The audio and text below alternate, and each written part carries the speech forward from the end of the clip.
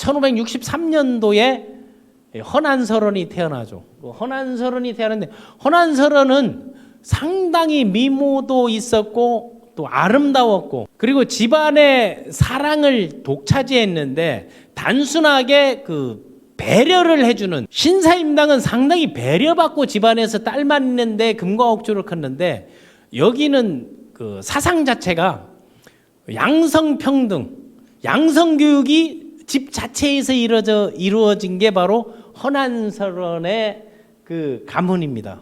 대표적인 여류 작가인데 작품 활동이 26살까지 했는데 그 작품이 지금도 300여 작품 이상이 전해지고 있고 또 실제 47년의 인생을 산 신사임당과 26년, 20년, 21년 가까이 짧은 시간에도 그 작품에 대한 여운들 그리고 최근에 들어서 더 나와서 둘 다 천재성을 갖고 이 천재 작가라고 하는데 창작적 작품 활동의 원조가 나는 헌안설원이라 보고 실질적으로 초창기 교육을 할 때 모방 교육이라고 하잖아요. 예술은 모방이다. 창조의 모방으로부터 시작되는 거에서 보고 그리는 그런 환경적 여건이 신사임당은 좋았었고 헌안설원은 자기의 상상이나 창의력을 가지고 창의성, 상상 이런 게 스티브 잡스를 만들어내는 그런 기본이거든요. 파괴적 혁신적 마인드를 갖고 있었던 게 나는 헌안설원이지 않나 이렇게 이제 생각됩니다. 요 헌안설원 강릉 초당동에 천재 여류시인 헌안설원 허초희라고 여기 적혀져 있잖아요. 천부적인 시인이다 하는 거. 그리고 26살 때까지 그 작품들이 어떻게 남아있나 하는 건데 사실은 26살에 이제 죽기 전에 자신의 작품들을 전부 불태워달라고 자기 동생에게 유언을 하면서 자기가 썼던 것들 한 300여 그런 작품들을 자기가 죽으면 자기와 함께 태워달라고 그리고 자신의 이제 한을 얘기했죠. 이 좁디 좁은 조선 땅에 그리고 남녀 차별이 심한 여성으로 태어난 거. 다음에 내가 결혼을 암동김씨 김성립에 갔던 이 세 가지가 내가 평생 한이 된다고 얘기할 정도로 그거는 자신의 예술 활동, 창작 활동, 작품 활동을 결혼으로 인해서 모든 게 끊겨버리고 결혼으로 인해서 불행한 삶이 시작된 것만은 사실이거든요. 그런 거를 얘기했는데 런두티치가 잘 됐다는 게 여기도 외할아버지 또는 아버지 허엽 다음에 오빠가 있거든요. 허봉. 허봉이 있고 동생이 허균이 홍길동전을 지었고 허봉도 우리나라 허균이나 허봉이 뭐였는고 하게 되면은 외교관들이에요. 외교관은 뭔가 그 당시 명나라 사신으로 간다든가 일본에 사시로 갔고 또 배다른 오빠 허엽이 아내가 돌아갈 전처에서 난 오빠하고 또 있죠. 오빠가 허성이라고 허성도 누군고 하게 되면 우리 외교 사절단이고 또 문장가예요. 그래서 허균이 우리 양천허 씨거든요. 뿌리가 다 김해 김씨, 김수로왕, 김해 허수로왕 이 두 분에 해서 양천허 씨가 뿌리가 이제 김해허 씨인데 양천허 씨, 허 씨의 5대 문장가라 해가지고 허엽. 허엽은 아버지 허엽은 누군가 하면 황진이가 사모했던 조선 당대의 최고의 문인 서경덕과 그리고 이황 선생의 문인이었어요. 제자였거든요. 멘토가 거기였고 그러니까 문장가 가문의 피와 DNA를 그대로 받고 잡고 허성도 외교 사절로 해서 사신으로 해서 선조 때 일본의 도요토미 히데요시를 만나러 황용길하고 누군가요? 김성길인가요? 두 사람하고 같이 일본에 갔었던 게 바로 허성 오빠예요. 그러니까 이 초당마을에 가게 되면 허씨 오문장 해가지고 시비가 있습니다. 시비 5개가 세워져 있는데 거기에 이제 시들을 가서 그래서 문학을 하는 사람이나 지금도 중국의 칭화대나 베이징 대학에서는 한시를 공부할 때 교재가 바로 헌안설론의 교재입니다. 난설원집이 어떻게 해서 만들어진 거 하게 되면 동생 허균이 다 불을 태워라 했는데 유언이라서 그건 안 들을 수는 없고 이제 그거를 다 불태웠거든요. 불태우기 전에 하나하나 허균이 홍길동전을 쓴 허균이 그걸 다 읽었어요. 그런데 머리가 이게 천재 집안이라 했잖아요. 그 시대의 천재, 개혁적 천재라고 하는데 그걸 다 해걸서 그 불을 다 태우고 나니 아차하는 거예요. 내 누님의 그 생각이나 이런 것들을 이대로 나눠서는 안 되겠다 해서 자기가 읽었던 거를 기억해내면서 그걸 글을 하나하나 다 쓴 거예요. 그런데 공교롭게도 이제 친정에 와봤더니 그 전에 썼던 6, 70수의 그 시들이 그대로 남아 있어가지고 자기가 들었던 거 그리고 그 불태웠던 거를 필사해가지고 만들어낸 게 난설원 집이에요. 이거 그러니까 동생이 그 역사를 바로 받아 쓴 거거든요. 신사임당에서 이율곡이 있다면 허난설원에는 허균이 있었죠. 그런데 이 그 양천어시 가문이 집안이 완전히 그 몰살 조선시대 끝날 때까지 역적의 가문이라는 소리를 들었거든요. 그러니까 지금의 세로. 그리고 또 하나는 신사임당은 자식들이 길이길이 그리고 뭐 우암송실이라든가 여러 사람들이 많이 했고 그 당시에 또 서해 유성룡도 문장가 그 서해 유성룡이라든가 이순신 장군은 다 이황 선생의 다 제자거든요. 거기에서 이제 글을 배우고 그래 했었는데 그 이황 선생의 문인에서 자신의 그 누이가 썼던 이런 것들을 허균이 누구에게 유성룡에게 가서 이 시를 딱 보여줬던 거예요.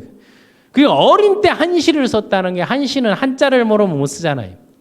그러니까 그런 학습들이 엄청 잘 돼 있었던 거죠. 그리고 오빠들이 공부하는데 이래 틈 넘어서 귀 넘어서 들은 걸 가지고 그때 아이고야 우리 초이가 이렇게 똑똑하고 이렇게 영특하구나 해가지고 아버지가 직접 그림 한시를 가르쳐줬고 그래도 이제 안 돼서 허봉하고는 12살 차이예요. 허봉에게 이 동생 여동생을 똑같이 가르쳐라 해서 허균하고 세 사람을 같이 양성평등으로 동등하게 여성들에게 그런 거를 금하던 그 시기에 그걸 가르쳐줬던 집안이에요. 그게 상당히 개혁적이고 혁신적이고 개방적인 집안이었거죠. 그리고 그 문학이라든가 예술이라든가 그 사상이라든가 이런 토대 그리고 이제 도교에 대해서도 가르쳐줬죠. 예, 그런 부분들이 나중에 허봉도 어려움을 당하는 게 상소를 올렸다가 그 당시는 그 북인하고 서인 아니에요. 그 노론 그 서인의 대표적인 게 이율곡이었고 다음 이제 북인 쪽이니까 그래서 유배를 가고 오빠도 유배에서 화가 나가지고 돌아오긴 했지만 이제 술에 빠져가지고 힘들어서 이제 세상을 떠나고 뭐 허균도 유배를 가고 아버지가 객사하고 그런 것들을 이제 하나하나 여러분들과 허난설원이 그 불행했던 그 가정사가 그 금수저 집안이 무너지면서도 살아있는 게 그 생각과 글이 그대로 살아남아 있었던 거예요. 그래서 허난설원이 누구에게 아버지 허엽 그리고 외할아버지에게도 그걸 배우고 그걸 못하니까 이 아이를 아들 허봉에게도 이걸 가르쳐서 허봉에서 배우다 보니 이 초이 난설원이 너무 영특하니까 내가 감당할 수 있는 정도 레벨이 아닌 거야. 그래서 자신의 이제 친구이면서 그때 당대 최고의 문장가라고 할 수 있는데 관직에 오르지 못한 그 송곡 그 이달 선생이라고 이달 선생 그 친구에게 자기 동생을 멘토링 코칭을 해달라고 부탁을 해요. 이건 내 레벨이 아니고 그거를 연결하고 또 자기가 이제 사신으로 갈 때도 그 부탁을 했는데 그걸 직접적으로 이달 선생에게 그걸 봐. 이달 선생은 못 컸던 이유가 조선시대에 상당히 큰 게 있죠. 그게 뭔가 하면 서울 출신이에요. 서자 출신이다 보니까 관직에 못 오르고 그렇게 똑똑했는데도 가지를 못했어요. 그런데 허봉은 그걸 친구 삼고 그걸 존중하고 그 남녀 평등이라든가 그 노비 문제라든가 이 세상에는 귀천이 없다. 그 남녀 노소 빈부 귀천 민족 국가 인종을 구분하지 않고 동등한 마인드를 가졌던 게 바로 이 허씨 가문의 사람들이었더라. 그래서 거기에서 자기 동생에도 가르치고 서울에게 그런 과외 선생을 이달 선생을 붙이는 게 양반가에서는 그 상상도 이제 못했던 거예요. 어떻게 서열에게 그런 걸 했는데, 근데 그거를 순수하게 인정해줬고, 그리고 허규는 그 허봉하고 나이는 그 18살 차이거든요. 자기 누이하고 6살 차이고 12살 차이기 때문에 그 자기가 배웠던 거, 이달 선생에게 배웠던 거, 허봉에게 배웠던 거, 허엽에게 배웠던 거를 자기 동생 허균에게 그걸 다시 런두티치를 그대로 런두티치를 그대로 LDT의 그 리더십을 실행했던 거예요. 그래서 허균에게 가르치면서 뭐 도학이라든가 아니게 되면 성리학이라든가 중국의 문화라든가 이런 것들을 하나하나 가르쳐 주면서 자기가 이제 갖고 있던 생각들, 그리고 허균이 직접적으로 사또로 가 있을 때 이달 부부를 초청해 가지고 연을 베풀고 뭐 그걸로 해서 이제 화를 당하기도 하고, 나중에는 영모에 대한 누명을 써가지고 능지처참을 당하잖아요. 능지처참은 뭔가 하면요, 사지에 목에 줄을 묶고 팔에 줄을 묶고 팔레개에 줄을 묶어서 그 소들을 해가지고 책짓질해서 사지를 갈기갈기 찢겨 죽은, 그 정도로. 그리고 부관참씨를 아버지의 묘를 파놓고 용인에 가게 되면 그 묘비가 있는데 그 나란히 다 있거든요. 그런데 능지처참을 당했기 때문에 허균의 묘가 있지만 그게 가묘예요. 그냥 묘만 만들어 놓은 거거든요. 그 정도 억울함을 말 한마디 듣지 않고 속전속결로 죄를 덮어 씌워가지고 갔던 거예요. 그게 선조 광해군 때 이제 그래 됐는데, 그러니까 지금 우리 사회에서 내가 임진왜란을 얘기하고 지금 사회에서 리더십을 얘기하는 게 가장 인재가 많을 때 그 인재들에게 괴롭힘을 주고 없는 죄를 덮여 씌워가지고 속전속결로 처리를 해가지고 처리당한 게 바로 허균이에요. 그 허균이 자기 누이의 그 모든 것들을 기록으로 남겼고, 그리고 이달 선생을 만나보고 그런 애환과 애로들을 가지고 그 당시에는 상상도 못할 길동이 점점 달아 8세대매 하나를 들으니 열을 통하니, 그거를 문일지십이라고 아비를 아버지라 못 부르고 형을 형이라 호영 호부를 못하고, 이런 것들에 대한 한국 조선 최초의 한글 소설 홍길동전, 우리 문학사의 획을 그었던 그 책을 썼던 게 바로 자신의 멘토들의 이야기. 뭐 일부에서는 뭐 친구라고 하는데, 친구 18살인데 물론 문장으로는 친구가 될 수 있는데 자기 형님의 이제 친구들을 초대해 가지고, 그리고 누나의 멘토를 초대해 가지고 만들었던 게 바로 허봉. 그리고 허봉도 불행하게 사실은 뭐 유배를 가고 그 상소를 올렸다가, 그래서 같은 강릉이지만 그 당시엔 시기적으로 그 당파 논쟁들이 이제 많았었잖아요. 그런 그 사화들도 이제 많고 하던 이제 그런 시기라서 그런 거에 연루될 때 신사임당은 그런 걸 이원수가 어울리는 거를 사전에 그거를 어울리지 말고 피해가지고 그거를 모면해서, 그래서 남편을 코칭했다고 교우 대인 관계에 대한 코칭을 해서 상당히 현명했다 하는 것들이 많고, 이제 여기에는 그때 이제 거기에 사실 억울한 그 누명, 그것도 가장 가까운 친구, 이쪽에 가서는 괜찮다 하고 저쪽에서는 괜찮다 해가지고 믿고 있었는데 앞도 뒤도 안 봐가지고 위험하다 해가지고 영모죄로, 그 쉽게 말해서 내란음모죄, 지금 내란음모죄로 해가지고 직결 처분을 당했던 게 바로 허균이죠. 다음에 헌안설원 이렇게 있습니다.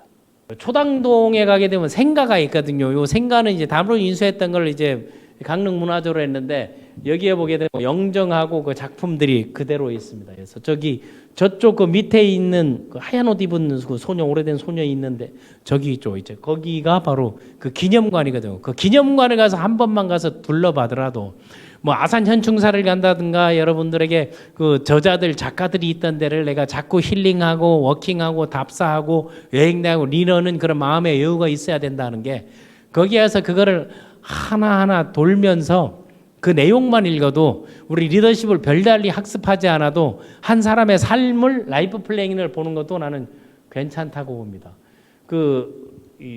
여기에서 그 학통이라든가 허균과 헌안설론의 작품, 요 밑에 있는 게 그 문장 오비하고 허균, 허초이 뭐 저기에 나와 있거든요. 자기의 아버지, 그리고 배다른 오빠들하고 그 형이죠. 허균의 입장에서는 그런 것들을 하나하나 이제 작품들이나 이런 것들을 그대로 보여주고 있습니다.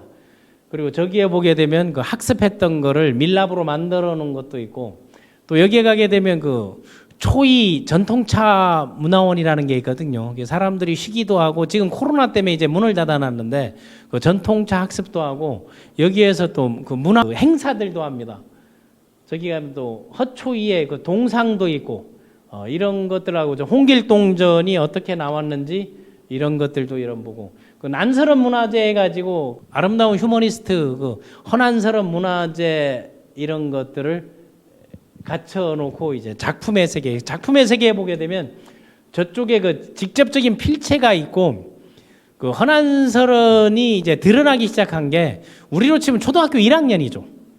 8살 때 오빠나 아버지가 이제 학습하고 공부하는 것들을 글 읽는 소리를 옆에 들어가지고 한자를 어깨 넘어서 배운 걸 가졌는데, 그 상냥문을 썼어요. 그 배공루라는 신선들이 노는 거를 만드는데, 그거를 자기가 나는 거기에 갈 거야, 거기에 초대됐다, 이게 그 창의 상상의 기본이거든요. 감성 경영에서 이제 필요하고 혁신에서 필요한 그 상상을 하면서 그 상냥문은 우리가 집 지을 때 그 상냥이여 해서 뭐 유세참 5년 모일 해가지고 이거 하잖아요. 그 지붕을 올리기 전에 그 상냥문을 자기가 상상해서 썼는데 그걸 한시로 썼어요. 한시. 한자로 그걸 썼는데, 그거 가면 읽을 수 있고 뭐 인터넷에 나오는데, 이게 초등학생의 글이 아니고 석박사 끝난 사람도 쓰기 힘든 그런 명문을, 그런 표현력을 적어 놓은 거예요. 그걸 보고 깜짝 놀라가지고 이 아이 이 재능을 살려줘야 되겠다 해가지고 여성이라고 구애하지 말고 학습을 했던 게 여기에 있습니다. 그래서 중국에서도 그 중국에서 최초의 우리 그 최초의 한류라고 하는 게 그 허봉도 그렇고 허균도 그렇고 그 사신으로 가면서, 허봉이 이제 명나라의 사신으로 갔을 때 다른 사람들은 명나라 이제 갔을 때 그때 우리 문화가 뭔가 하면 고려 인삼이 유명하게 된 게 뭐 고려 때부터 그 인삼을 가지고 가서 활용할 거를, 이게 주재원들 기업에서도 활용하고 있는데 리더십이니까 비즈니스 하시는 분들 그 명나라로 갈 때 돈을 준 게 아니고 인삼을 줬어요. 인삼을. 그러면 인삼을 들고 들어가면 명나라로 딱 들어가게 되면은 그 원나라 때부터 중국에 도자기가 나와가지고 중국의 도자기들을 그걸 사가지고 조선에 들어와가지고 고관 대작들한테 팔아가지고, 그게 뭐 지금도 뭐 해외에 뭐 영사 대사들이 나오면서 국가에 있는 택배 시스템을 이어가지고 그런 것들이 많이 나오잖아요. 그게 이제 조선 때부터 고려 때부터 계속 이어져 왔던 거예요. 조선 때 명나라에 가서 그 도자기들을 사가지고 그쪽에 뭐 비단이나 이런 걸 가지고 고관 대작들한테 팔아가지고 부를 축적했던 게 대부분이었는데, 허봉은 명나라에 가서 그 인삼을 팔기도 잘했지만은 그 판 인삼을 가지고 명나라에 있는 그 고서들 있잖아요. 인문고전 책들을 4,000권 가까이를 사서 조선에 들어와서 그 책을 자기 여동생에 선물해주고 했습니다.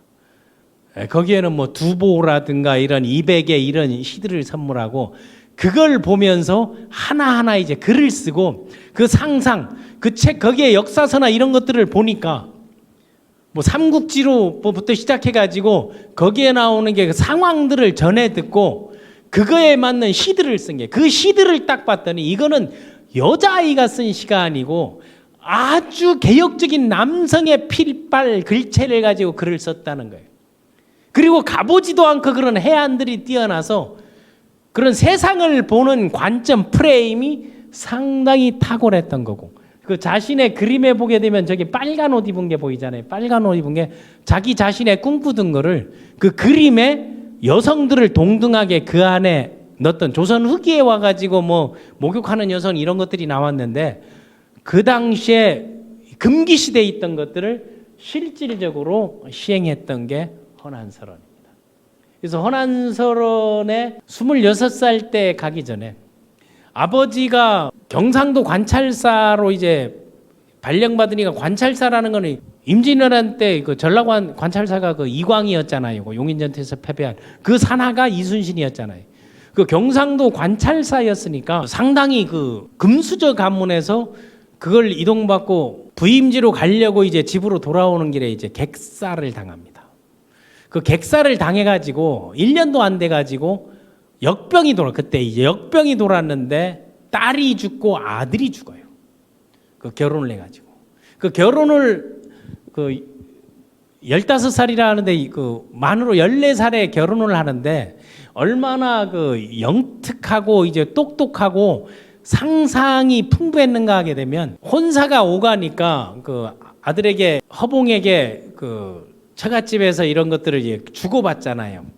그래서 안동김 씨하고 정략적으로 그 세도 가고 하니까 이제 결혼을 해야 되겠다 해서 그 안동김 씨 그 가문이니까 가서 그 사돈댁에 인사를 하라 돼야 되는데 이때 그 어린 그 14살 만 14세 소녀가 쉽게 말해서 초등학교 6학년 중학교 1학년 정도 된 때 아니에요. 그때 자신이 함께 가는 노비 옷으로 복장을 바꿔가지고 남장을 해가지고 내가 시집 가야 될 때 어딘가 그때는 결혼 첫날 밤도 제대로 뭐 촛불 켜고 못 볼 때인데 그 안동김 씨 김성립의 집에 가가지고 노비로 가가지고 그 노비들의 이야기도 듣고 세평도 듣고 그 분위기를 싹 듣고 돌아오고 난 다음에 아버지에게 나 이 집에 시집 못 가겠다. 여기 가면 내가 불행해질 것 같다. 너무 권위적이고 너무 보수적이고 아마 조선에서 제일 힘든 결혼 생활이 될 거니까 나 이거 안 할래 했더니 아버지가 가문을 위해서 우리가 약조하고 이걸 주고받은 이상 그 도리는 지켜야 된다 해서 울며 겨자 먹기로 결혼했습니다. 그래서 결혼해서 가보니 맏아들의 아들은 과거도 안 되고 떨어지고 그러니까 그 김성립 강에는 그 5대가 전부 이제 과거에 들어가고 이제 짱짱한 집안 아니에요. 근데 시어머니는 아주 꼬들꼬들하고 그때부터 시집살이 친형제 시집을 갔죠. 그러니까 허난서른은 시집을 갔고 이원수는 장가를 왔죠. 그때 나온 말이 장가 간다 시집 간다 하는 게 시집살이가 시작이에요. 조선 후기 아녀자가 무슨 글을 읽고 아녀자가 무슨 수고해서 그런 걸 못해서 아주 지독한 시집살이를 그리고 어떻게 남편을 공부를 시켜야지 자꾸 옆에 붙어 앉아 그걸 하냐 해가지고 그 10년간 남편이 지금으로 치게 되면 저 대치동에 가가지고 그 기숙학원에 기숙서당 사립서당에 가가지고 거기에서 생활을 했어요. 그러니까 그 오는 날만 기다리고 밤새 남편을 그 사모하고 기다리고 자기가 꿈꿨던 결혼 생활 그리고 그 남편 친구들 이런 것들을 이제 찾아가서 보고 나게 되면 또 그거를 구실하고 그 과거 공부안에 방해되고 어디 그 자꾸 남자만 밝히느냐 시어머니가 자꾸 그렇게 얘기를 하면서 그 고통을 그 아픔을 자기가 꿈꾸던 상상의 유토피아 그런 그 어떤 그 도교 사상에서 배웠던 거라든가 유토피아 세상이라든가 이런 꿈꾸는 결혼 이런 환상이 다 깨진 거예요. 그거를 글로서 하나하나 거기에서 또 아버지 돌아가고 아이 둘 죽었죠. 그러니까 이제 자식까지 없는 거예요. 다음에 또 오빠가 유배 갔다가 그래 되고 남동생이 또 영모를 유배를 가고 뭐 갔다가 다 이제 풀려나서 돌아오긴 했습니다만은 그래서 완전히 풍지박산이 나 있을 때 그 임신을 해 있는 상태에서 내가 자식을 낳아서 어찌 키우겠나 해서 그때 다 글을 썼던 게 그 심정 구구절절 자기가 26가지의 그 살 8살부터 26살까지 다 썼던 걸 다 불태우라고 했던 거죠. 그래서 그 아이도 유산되고 결국은 26살 나이 시름시름 앓다가 지금으로 치게 되면 정신적 스트레스 장애로 인한 화병으로 돌아가시게 된 게 그리고 자기의 삶이 내가 이게 오래 못 가겠다는 거를 전부 글로서 표현하고 그리고 그 글을 읽고 그 해외에 나왔던 건데 그런데 그게 이제 죽고 난 다음에 허균이 루이가 썼던 이런 상냥문이라든가 이런 시를 봤더니 이거는 길이 보관해야 되고 정말로 명문장이로다 하고 그리고 명나라에서 임난 때 파견하기 위해서 조선에 이제 실태 파악을 오잖아요. 거기 사신들이 왔을 때 그거를 그 언어 되는 사람들 없고 대할 사람이 없는데 허균이 언어 뭐 풍문이라는 영화가 바로 이제 그런 것들을 그 바탕으로 해서 이제 만든 그건데, 언어가 되고 또 걔들은 앉으면 그 한시 주고받기 이런 것들이 계속 나오잖아요. 그래서 조선의 그 시들은 어떻소? 그 명나라엔 그런 게 한창 이제 유행하고 인문고전이 유행하고 할 때니까 조선의 시는 어떻소 했더니 자기가 이제 집에 있던 누이가 썼던 거하고 난설한 집을 이제 탁 줬던 거예요. 여기에서는 뭐 역적의 가문에다가 이런 그 불경한 것들을 쓰냐 해서 조선에서는 그런 거를 금서가 되고 통용도 안 됐는데, 그걸 딱 보고 놀라가지고 올 때마다 이 허균 이 책을 찾아가지고 이게 또 구할 수 없냐 해가지고 사신들이 올 때마다 줄을 섰어요. 허난설원에 그 허모씨를 찾으면 된다고, 이거 구할 수 없나 해가지고, 그 우리가 한때 그 학습을 할 때 그런 것들이 있었잖아요. 그 귀한 귀서들. 중국에서 그거를 책을 발간한 거예요. 여기서 한다니까. 그게 중국에서 발간되니까 중국의 전체가 난리 나가지고 이런 명필 문작에는 그걸 교재로 삼아가지고 그걸 가지고 또 야매 코칭을 하고 이런 것들이 이러더라고요.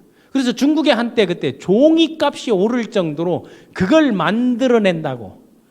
그리고 이제 17세기가 되면서 그 일본이 임진왜란이 되고 이제 왔다 갔다 하면서 일본에서 그걸 딱 보고 난 다음에 일본에서도 가가지고 일본어까지 발안돼서 우리나라 최초 한류가 바로 허난설론의 시고 책이고 한시고 이런 글이었다는 거예요. 그 정도로 해외에서 반응이 뜨거웠던 게 바로 경기도 광릉, 지금은 그 행정구에서 광주시에 가게 되면 그 고속도로, 그 중부고속도로 편 옆에 보게 되면 그 허난설원 묘지라고 이제 써놨거든요. 그게 이제 지금은 허난설원이 더 유명해지니까 허난설원 묘지라고 이제 바뀐 지는 얼마 되지 않았는데, 거기 그 김성립 그 가족묘가 있어요. 그 김성립 가문의 그 집에 있는데 허난설원의 묘, 거기에 올라가게 되면 아이들을 그 쓸 때 그 광릉에 묻고 해서 곡자라는 거, 딸라들을 역병으로 잃어가지고 그 아이들을 생각하는 그 마음, 그때 자기가 임신해 있을 때거든요.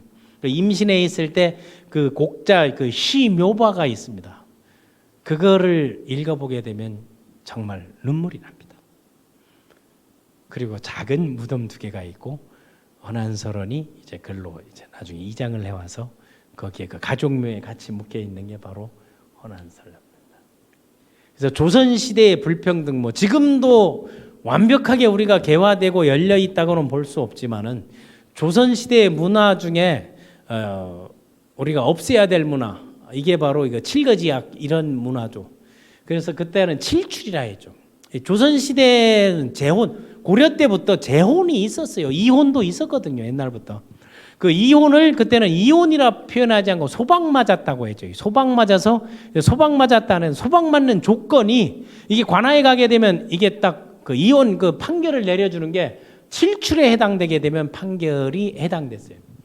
그게 첫 번째가 시부모를 잘 섬기지 못한다. 그러니까 허난설론의 시어머니 김성립의 모친이 자기를 아무리 잘해도 잘 못 섬긴다고 해서 칠출에 해당된다고 그렇게 정신적 압박을 가했던 거예요. 그리고 아들을 낳지 못하는 거.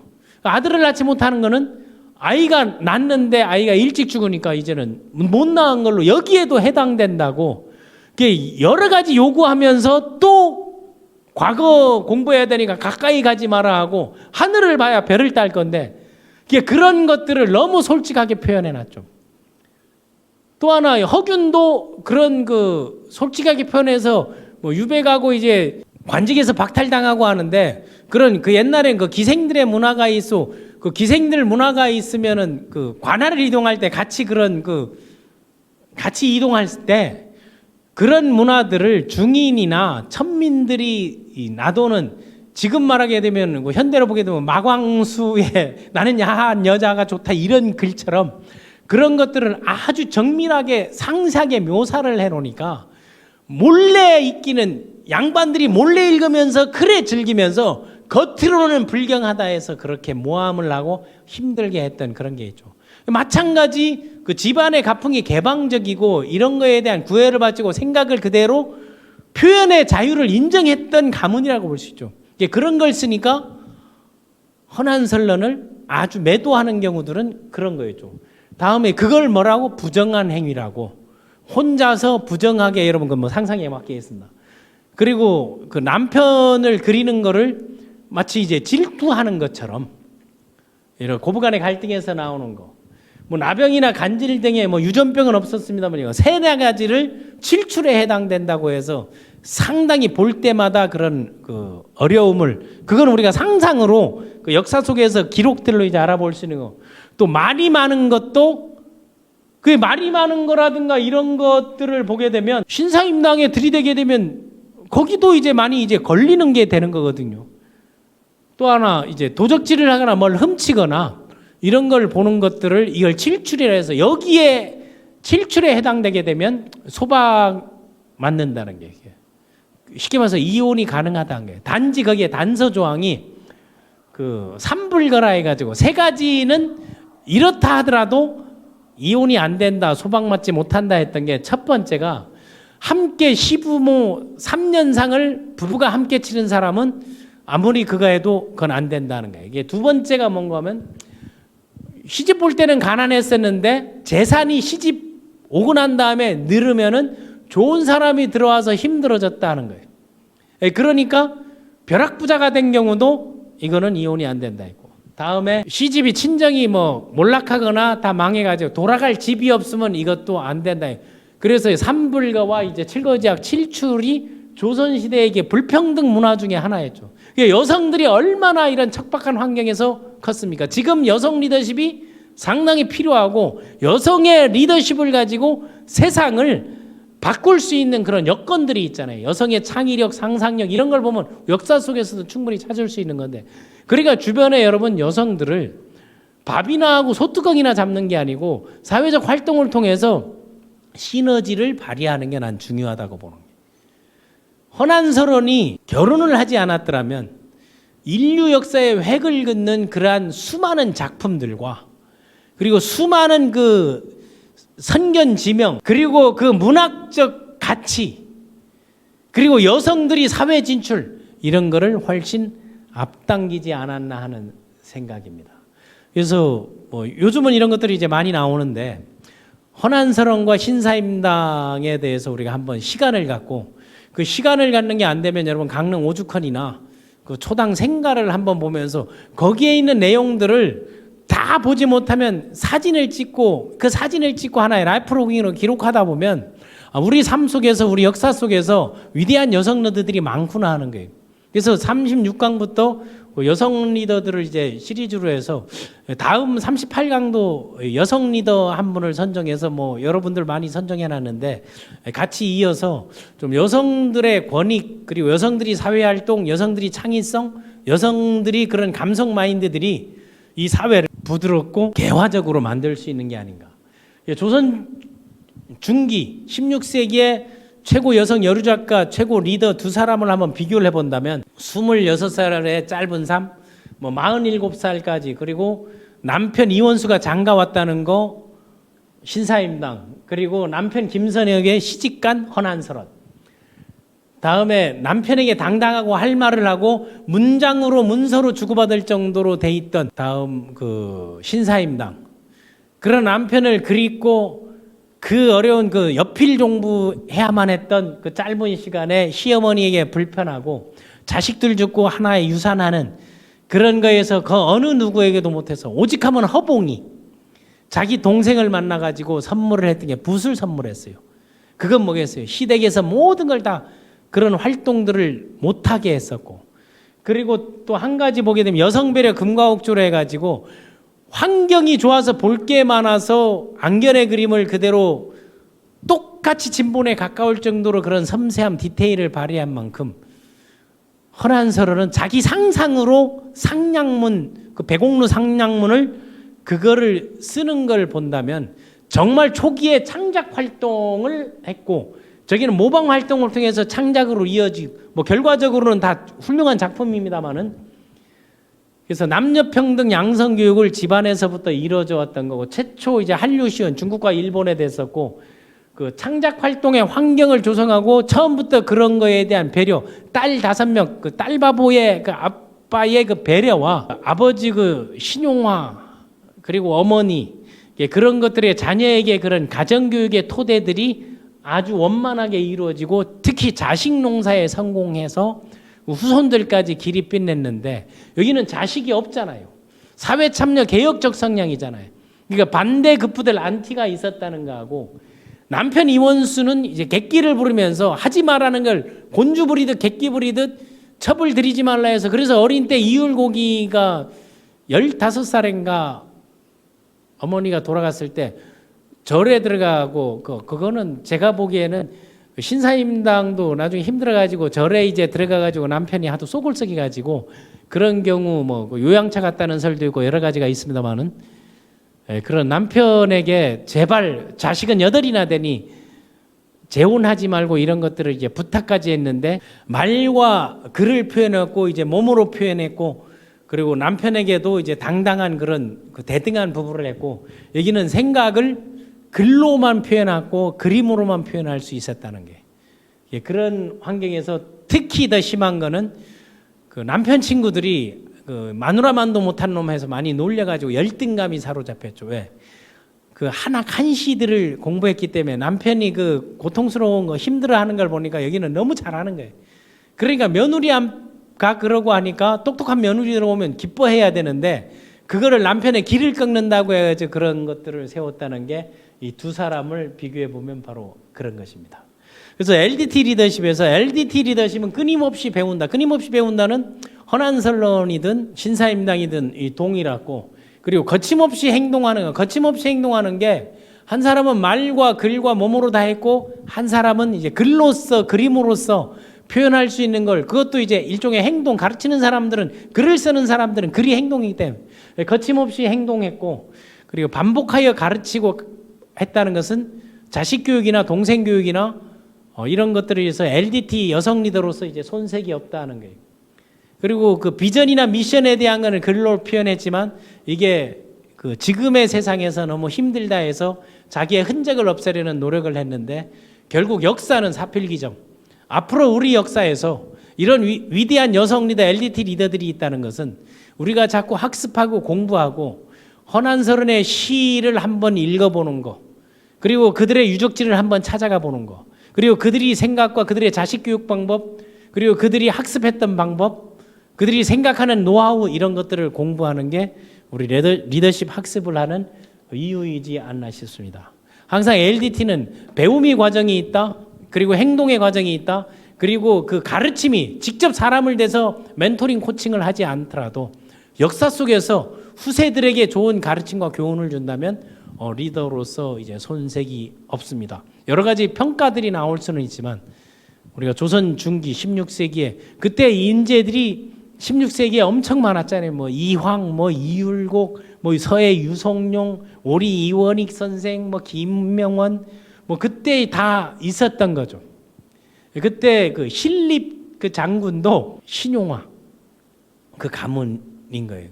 신순겸의 이제 후손인 게 그들이 그 짱짱했던 그 자기 조상이나 역사들에 있어서 그 괜찮은 집안에 태어났는데 딸로서 태어났기 때문에 여성으로 태어났기 때문에 제대로 그 활동을 못했는데 그 여건을 펴준 신사임당이나 헌안설원의 가문의 조상들에게는 우리 후손들도 감사해야 되지 않겠나 하는 그러한 부분입니다. 다음에 38강에서도 우리 여성 리더십을 가지고 여러분에게 함께 해보도록 하겠습니다.